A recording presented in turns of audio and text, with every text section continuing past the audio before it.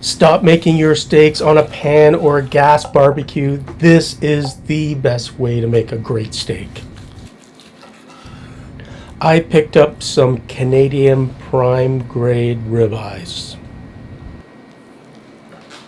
Look at that incredible marbling.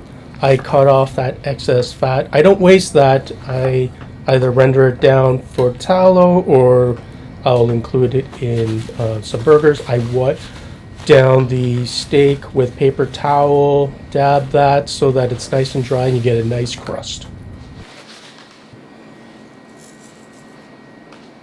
I season both sides with a lot of salt. I make sure I get a lot on both sides. It's quite a thick piece of steak, so you want to season it well. And with the excess salt left on the cutting board, I just use the edges to mop up that excess salt, just to make sure you get, the edges and both sides well seasoned. Okay, on the grill. This is on my smoker, which is the most amazing steaks you could possibly make, because I'm searing this over hickory wood chunks.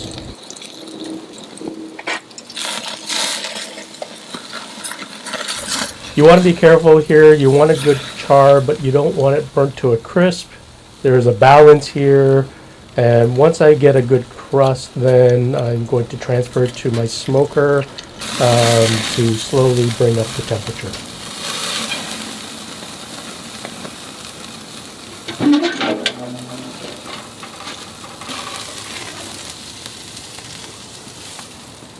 Now that we've got a good sear, transferring it over the smoker, closing that up. I'm cooking this at around 250 degrees Fahrenheit. I had to put in the probe to track the temperature. Just be careful, you want to put it all the way in and making sure that it's touching in the middle, so I had to redo the probe.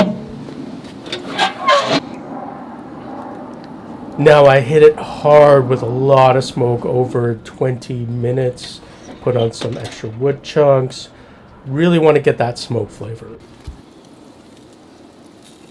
Okay, I bring it back over to the fire. I just want to make sure I got a good crust.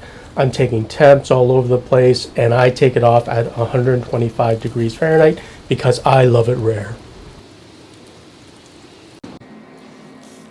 Look how juicy this looks. It's Canadian prime grade, so you're going to get that amazing marbling and fat and juiciness and tenderness.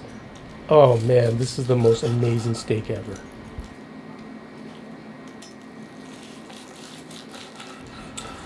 With a great crust from that flame, you've got a smokiness, flavor from that hickory, and it is so juicy and tender because it's Canadian prime grade. A ribeye is so amazing. Hands down, this is the best way to make a steak. Best steak ever.